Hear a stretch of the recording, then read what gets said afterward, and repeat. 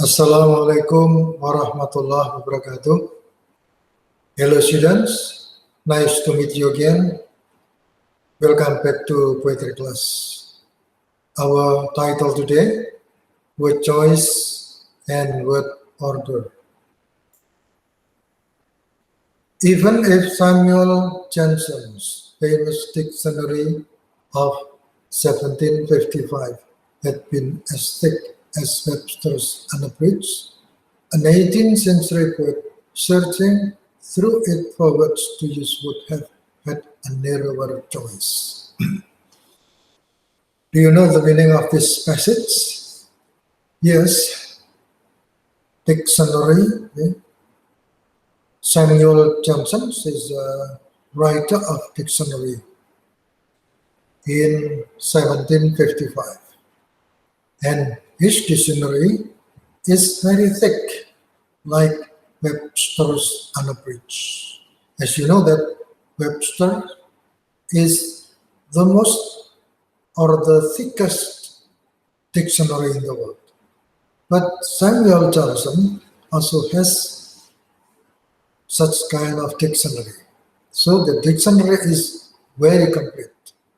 It's very thick and consists of millions of words.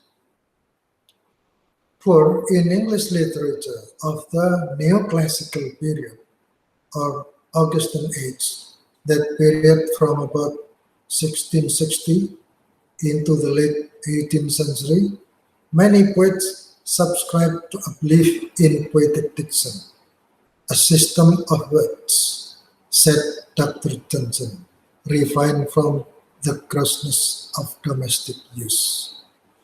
So here, although we have thick dictionary, sometimes word in poetry is difficult to find the meaning. If you don't believe, you can check. Some words in a poem cannot be found in dictionary. And this is the uniqueness of dictionary, of a poem. Words in a poem. The words are usually unique, and sometimes we cannot find it in a dictionary. The system admitted into a serious poem only certain words and subjects, excluding others as violations of decorum, propriety. According such common words as red, cheese, pig, sneeze, and elbow, although admissible to satire, were thought inconsistent with the loftiness of tragedy, epic, ode, and elegy. So here, our topic today, don't be bothered, don't be confused with many specific words, many difficult words here. You can check in dictionary. But in general here, in our topic here, discuss the use of the words. So don't be confused with the difficult words. But if you want to know, you can check in dictionary. Like red, cheese, pig, sneeze, and elbow. Red, you know, red is a small animal. Cheese is a good, big. I'm sure that you understand the meaning of pig. And then sneeze, and then elbow this one. So you can check in your dictionary. Of course, I don't tell you the meaning of all words here. I just tell you the general meanings or the general opinion of this explanation. But if you want to know more about the words, you can check in your dictionary. Lecturer, as me, don't have duty to tell the meaning of words. But the meaning in general, we can provide. So it is your duty as students to understand the meaning by looking up in dictionary. Dr. Johnson's biographer, James Boswell, tells how a poet writing an epic reconsidered the word rats and instead wrote the whisked vermin race. So this is how addiction, yeah? How we choose a word. The writer here prefer to use rats than the whisked vermin race. Both of them have similar meanings, but they use rats better than the whisked vermin race. It's because choice of words. Yeah? Which one is better or appropriate than the other? Johnson himself objected to Lady Macbeth's allusion to her keen knife, saying that we don't immediately conceive that any crime of importance is to be committed with a knife, or who doesn't at last, from the long habit of connecting a knife with sordid offices, feel aversion rather than terror. Here, keen knife. Do you have keen knife? Sharp knife. Yeah? Sharp knife. Usually, sharp knife is considered in Macbeth. Yeah? Lady Macbeth. Keen knife is associated with criminal. But actually, in general, keen knife not only associated with criminal, but also can be associated with housewife works, yeah, in the kitchen. So here, the way how to choose the very appropriate word in a poem. Probably Johnson was here the victim of his age, and Shakespeare was right, but Johnson, in one of his assumptions, was right too. There are inappropriate words as well as appropriate ones. So, Shakespeare is the writer of Lady Macbeth. Yeah? Johnson is another writer. They have different perspective about choosing words, about how they choose the best words. But the assumptions, the general assumptions or conclusion is there are inappropriate words as well as appropriate ones. So some words are appropriate for specific circumstance, but some other words appropriate for another circumstance or situation. So pay attention to this statement. Neoclassical poets choose their classical models more often from Roman writers than from Greek, as their diction suggests by the frequency of Latin derivatives. For example, a net, according to Dr. Johnson's dictionary, is anything reticulated or decussated at equal distances, with interstices between their intersections. Dictionary, yeah? Neoclassical poets. You know neoclassical poets, yeah? Neoclassical means new classical poets. Choose their classical models more often from Roman writers than from Greek. So, in the past, Roman writers and Greek writers are a kind of competition. Yeah? They do a competition. They are big countries, yeah? Grander countries. But according to this explanation, they choose Roman. Roman is Latin. Yeah? So Latin words. Now Latin is already dead. Yeah? Not almost all people in the world don't use Latin anymore. But Latin is famous for its use in scientific terms. Yeah? Scientific terms, Latin. But we don't use the language for everyday conversation. It is for only special for scientific term, like names of uh, new species of flower, for example, flower, or maybe new animal. Usually we give Latin name. Yeah? It is for scientific term. In company with Latinate words, often appear fixed combinations of adjective and noun. For example, Finipri or fish.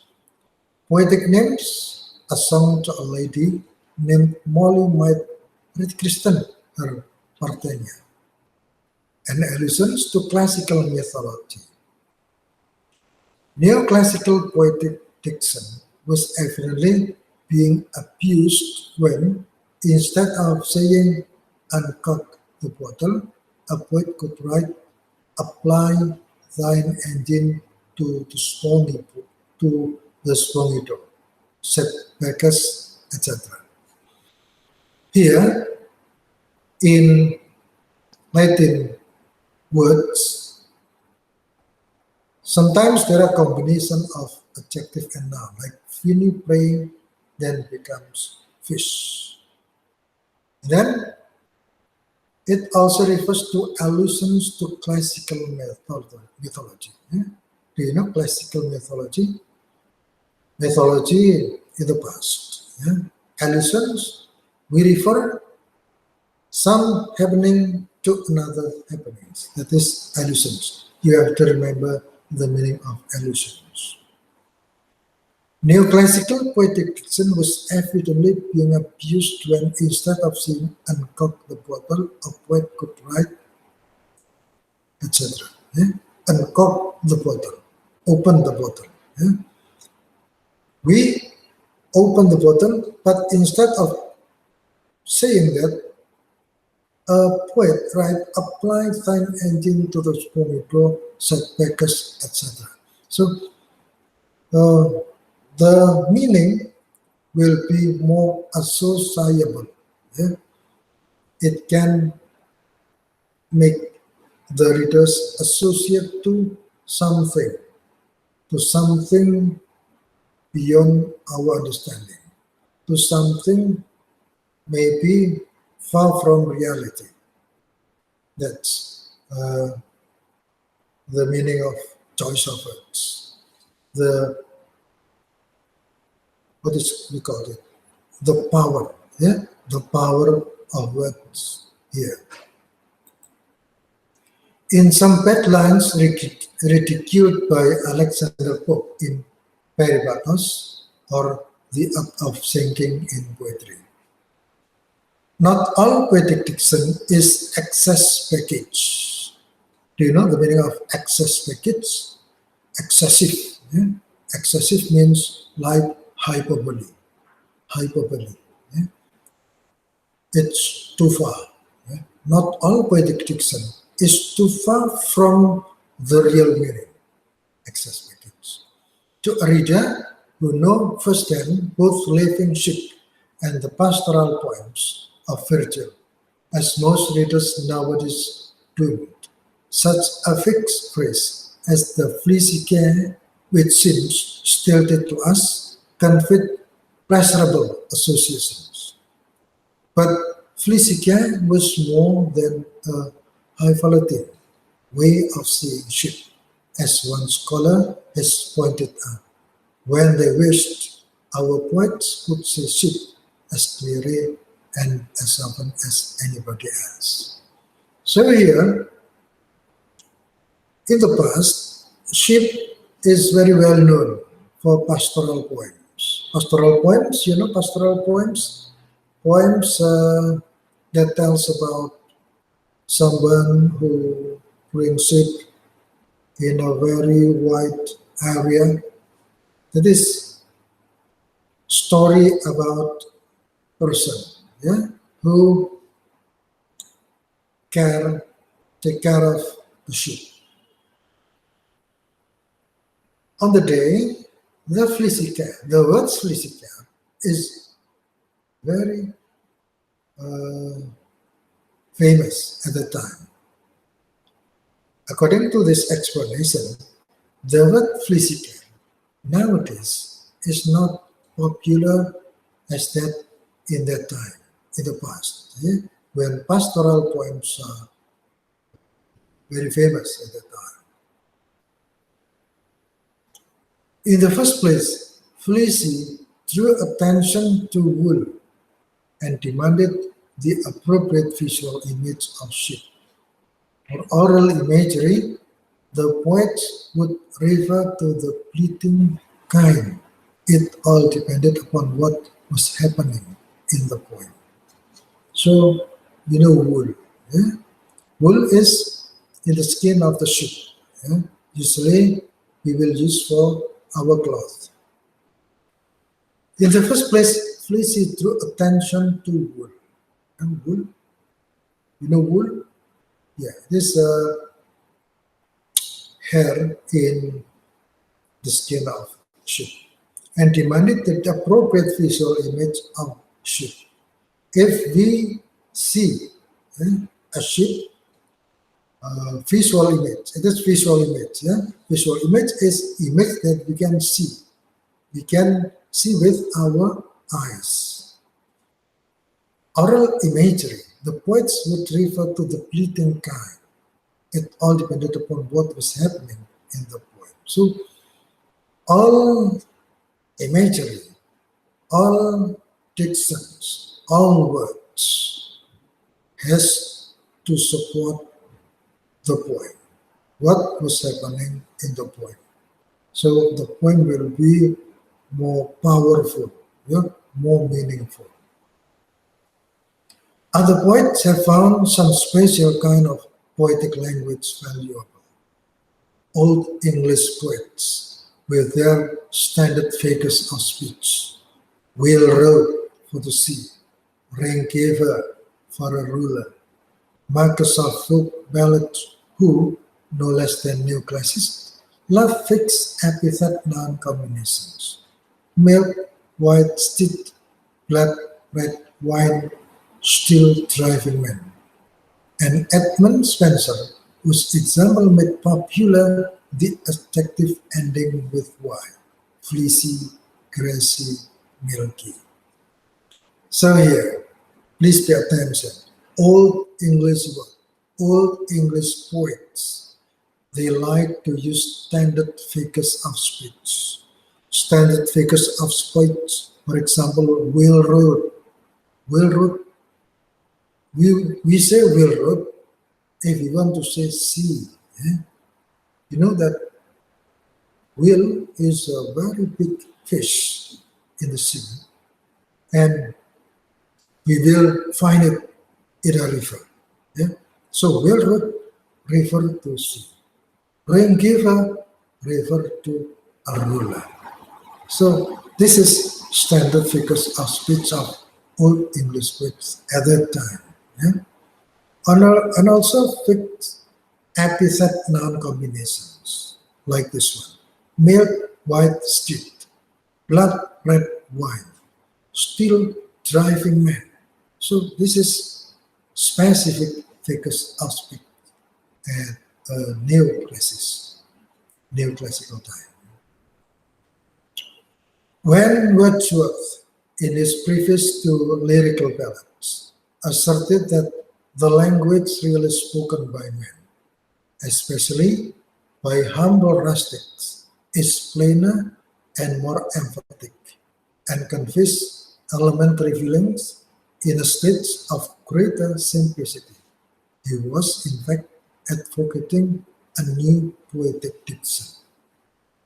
Wordsworth, Wordsworth is a very famous poet, English famous poet.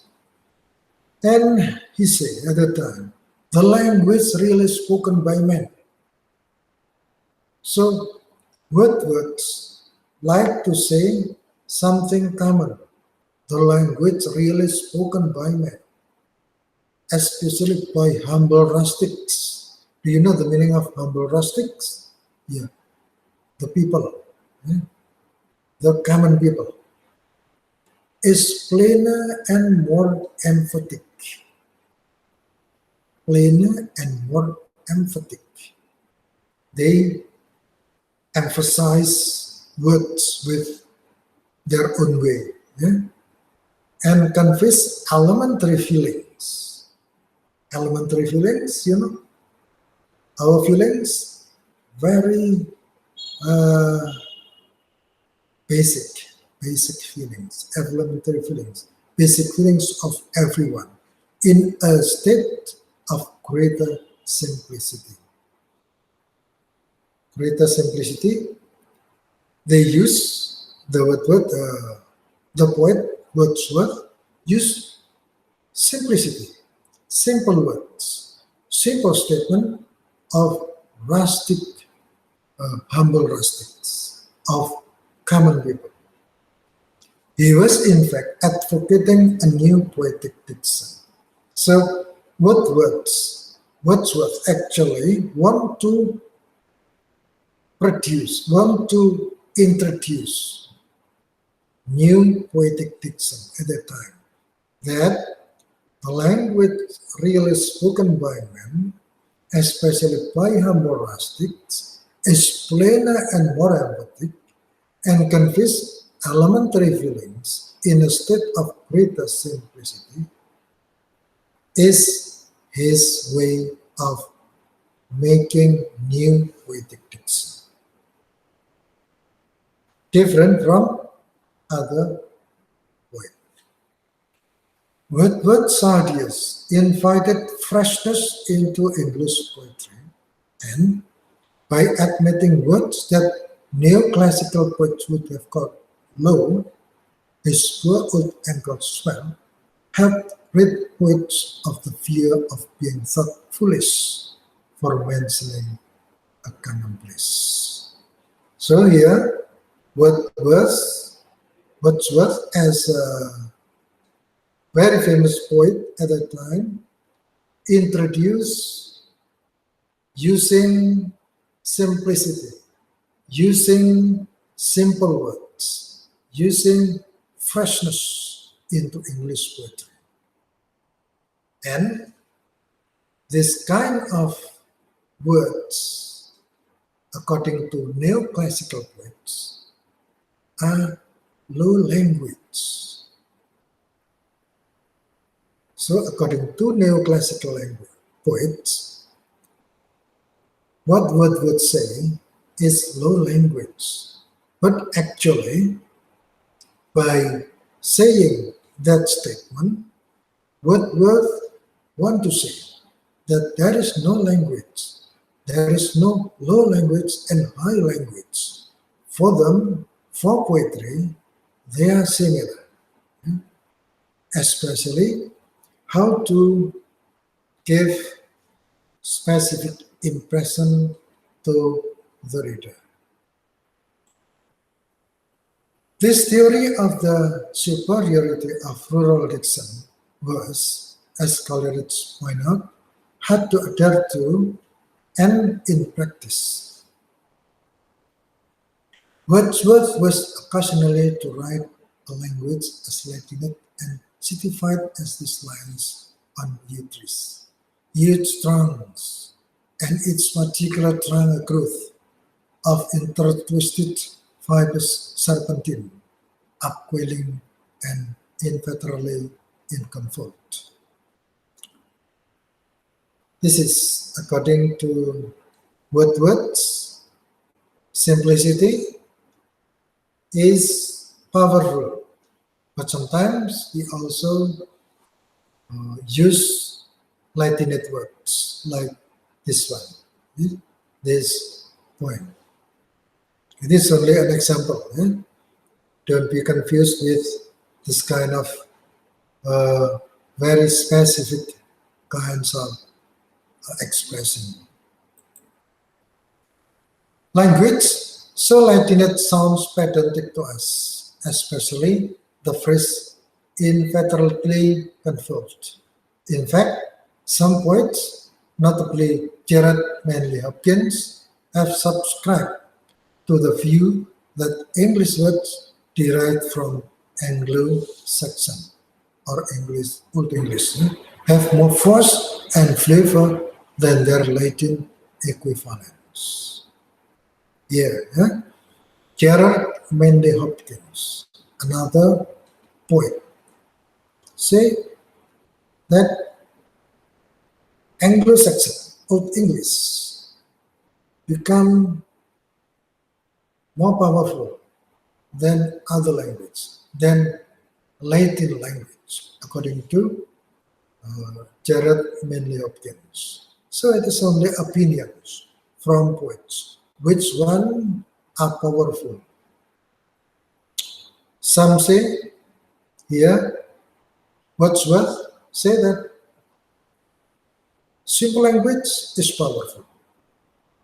Then Jared Manley Hopkins say Old English or Anglo-Saxon is more powerful than Latin equivalents. That's about opinions. Kingly, Van Mayfield has more power than Record. One argument for his view is that so many words of Old English origin, man, wife, child, house, eat, drink, sleep, are basic to our living speech. So all of us use these simple words. And so, according to Jared Manley Hopkins, it is more powerful than the words coming from Latin or Roman Empire at the time. It may be true that language closer to Old English is particularly fit for rendering abstract notions concretely, as does the memorable title of a medieval work of piety, The Aeon Bite of Inwit, again Bite of Innovation, or Remorse of Conscience. And yet this view, if accepted at all, must be accepted with reservations. Some words of Latin origin carry meanings both precise and physical. Okay. Here, Latin origin, pay attention again. Some words of Latin origin carry meanings both precise and physical.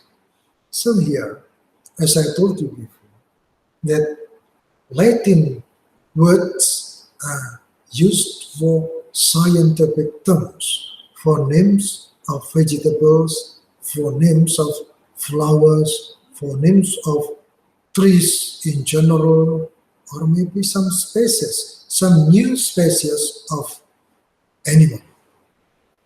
They use Latin because Latin is more precise and physical, and it also can be applied in poetry.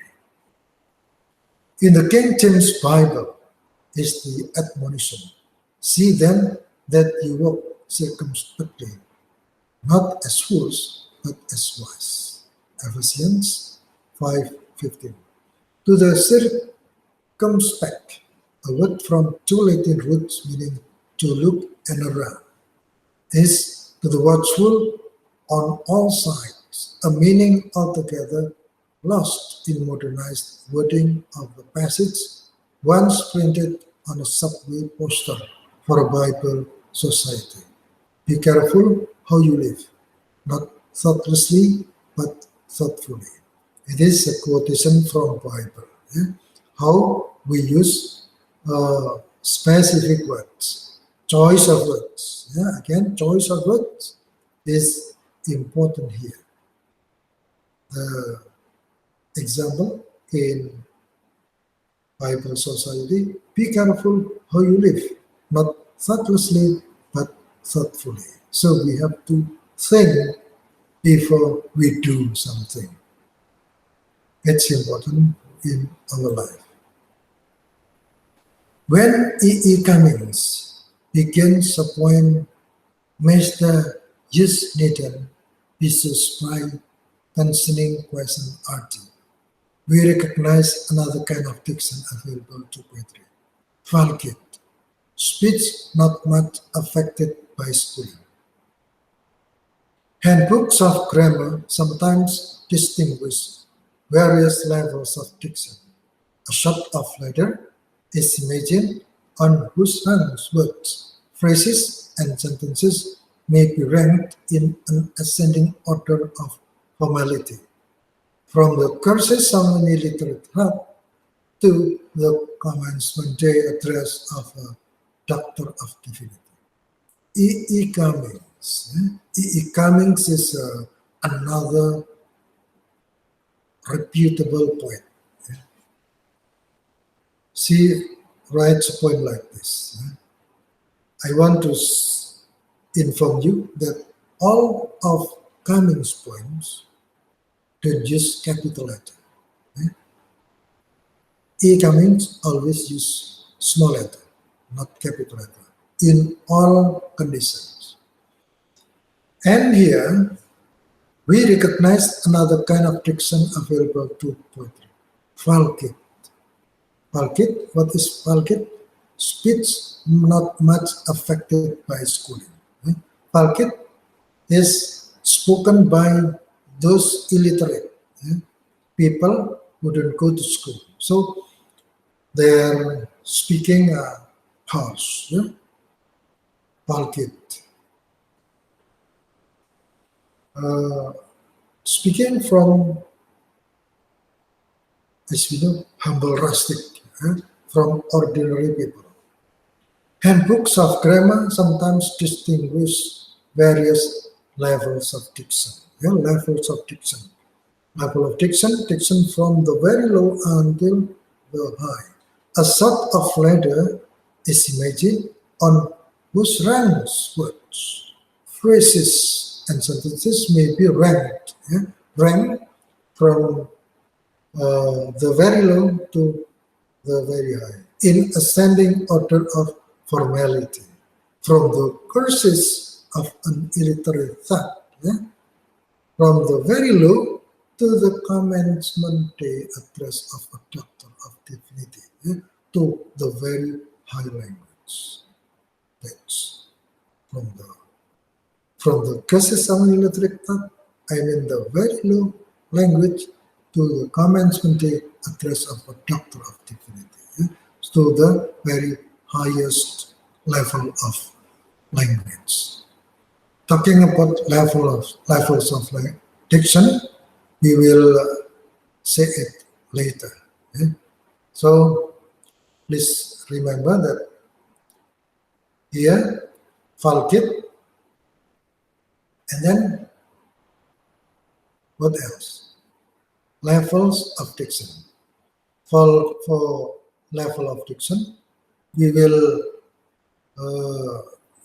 talk it next week, and we will also give you an example of how level of diction happens in a poem. Next week, we will talk it again. Okay, thank you. I think it's enough for today, and see you next week. Stay healthy and be happy. Good luck. Assalamualaikum warahmatullahi wabarakatuh.